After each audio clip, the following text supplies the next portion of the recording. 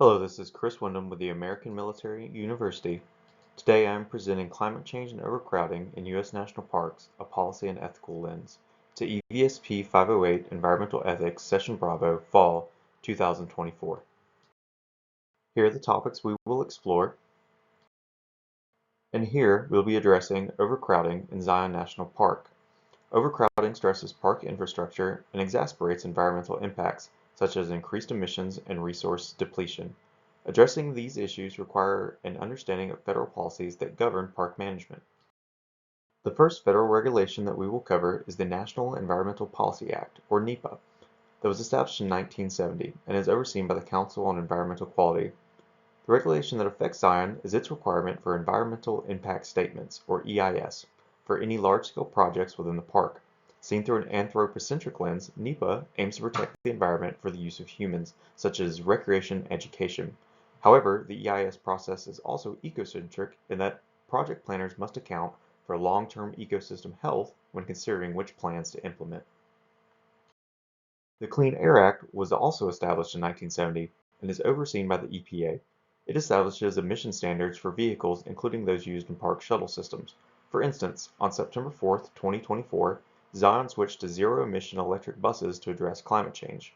The Clean Air Act operates under a utilitarian worldview and that it ensures clean air for the greatest number of people. The Endangered Species Act was established in 1973 and is overseen by the U.S. Fish and Wildlife Service. Zion is home to an endangered species, the California condor, North America's largest bird. Condors were extinct in the wild in 1982 with only 22 individuals existing in captivity. Now there are more than 500, thanks in part to the efforts of the ESA. This exemplifies the ESA's biocentric approach that shows the intrinsic value of all species and emphasizes their right to exist despite human utility.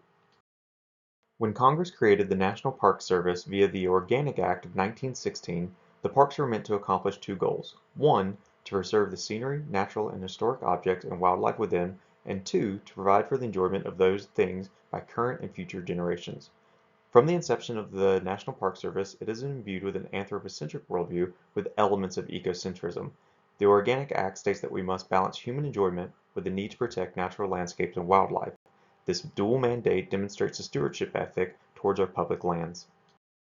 In conclusion, how the U.S. government addresses climate change and overcrowding in national parks highlights that the influence of multiple ethical worldviews. As stewards of the land, we must use a multi-layered approach to support policies that balance the enjoyment of our public lands with the preservation of these places for generations to come. Here's a review of what we covered,